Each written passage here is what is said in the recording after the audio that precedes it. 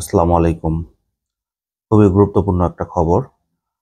আপনারা ইতিমধ্যে জানেন যে হাসিনা সরকার পতনের ৭ মাস হয়ে গেল। এখনো তারেক রহমান কেন দেশে ফিরতে পারছেন না? এটা নিয়ে বিভিন্ন ব্যক্তিবর্গের মধ্যে অনেক কথা রয়েছে, অনেক প্রশ্ন রয়েছে। অনেকেই অনেক রকম কথা বলছেন যে এখন তো আর হাসিনা সরকার নেই, দেশে আসতে কোনো বাধা নেই। তাহলে দেশে আসছেন না কেন? আপনারা জানেন যে গতকালকে উনাদের একটা সেমিনার হয়েছে, সভা হয়েছে, যেখানে বাংলাদেশ থেকে সব রাজনীতিবিদ, বড় বড় রাজনীতিবিদ যারা তারা এসেছিল সংসদ ভবনের পাশে, তাদের সেই অনুষ্ঠানটি হয়েছে। সেখানেও কিন্তু ভার্চুয়ালি যুক্ত হয়েছেন। যেই অনুষ্ঠানের মাধ্যমে কিন্তু তাদের রাজনৈতিক যাত্রা শুরু হলো সারা বাংলাদেশে। কিন্তু সেখানেও কিন্তু তিনি উপস্থিত থাকতে পারলেন না। বিগত দিনগুলোতে আমরা শুনেছিলাম যে তার মামলা মোকদ্দমা এই সেই, এটার কারণেই তিনি দেশে আসতে পারছেন না। কিন্তু আসলে মামলা মোকদ্দমা এগুলো হচ্ছে অটো শেষ হয়ে যাবে। আসল কারণ হচ্ছে তার যে নিরাপত্তা, নিরাপত্তা তার জন্য অনেক বড় একটা কারণ। আপনারা জানেন যে বাংলাদেশের যারা প্রধানমন্ত্রী বা সাবেক প্রধানমন্ত্রী, এছাড়াও তাদেরকে কিন্তু এসএসএফ এর পক্ষ থেকে নিরাপত্তা প্রদান করা হয়। কিন্তু তারেক রহমানের ক্ষেত্রে কিন্তু সেই ব্যাপারটা এখনো হচ্ছে না। ইতিমধ্যে শুধু বাংলাদেশ না, বাংলাদেশ বহির্বিশ্বে যেমন ভারত বা পাকিস্তান এই সমস্ত দেশেও কিন্তু পলিটিক্যাল যারা সবথেকে পাওয়ারফুল দল, তাদেরকে কিন্তু এই তাদের যে সর্বোচ্চ সিকিউরিটি সংস্থা, সেটা থেকেই কিন্তু তাদের নিরাপত্তা দেওয়া হয়। বাংলাদেশের ক্ষেত্রে এখন হয়ে গেছে উল্টো পুরোটা। তারেক রহমান যে দেশে আসবেন, তার কোনো নিরাপত্তা ব্যবস্থা এখন পর্যন্ত ইউনূস সরকারের পক্ষ থেকে করা হয়নি।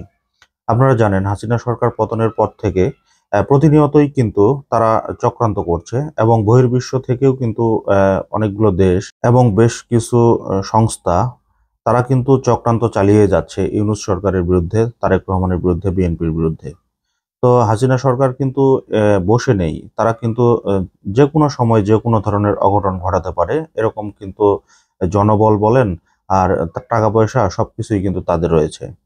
তো সেই দিক থেকে কিন্তু নিরাপত্তা ব্যবস্থাটা সবথেকে গুরুত্বপূর্ণ ইস্যু হয়ে দাঁড়িয়েছে। আমরা কিন্তু বিভিন্ন সময় শুনেছি যে তারেক রহমান দেশে আসতেছেন, এই আসতেছেন, এই কালকে আসতেছেন। এরকম কথাবার্তা কিন্তু অনেকেই বলেছেন যে, এবং বিভিন্ন পত্রপত্রিকায় আমরা এটাও দেখেছি যে তারেক রহমানের জন্য বাসা খোঁজা হচ্ছে। হয়তো ভালো মানের বাসা পেলে তিনি যেকোনো সময় চলে আসবেন। সবকিছু উপেক্ষা করে কিন্তু মূল যেই কারণ সেটা হচ্ছে তার নিরাপত্তা ব্যবস্থা। আপনারা জানেন যেকোনো তার জীবনের এখন বেঁচে থাকা সবথেকে জরুরি। কারণ তিনি যেভাবে হাসিনা সরকারের সময় বাইরের থেকে যেভাবে দলটাকে পরিচালনা করেছেন, হয়তো এরকম কোনো উদাহরণ আছে কিনা আমার জানা নেই। তবে তিনি যে চাতুরতার সাথে এই কাজগুলো করেছেন, এটার জন্য কিন্তু তিনি অনেক বড় রাজনীতিকবিদের পরিচয় দিয়েছেন।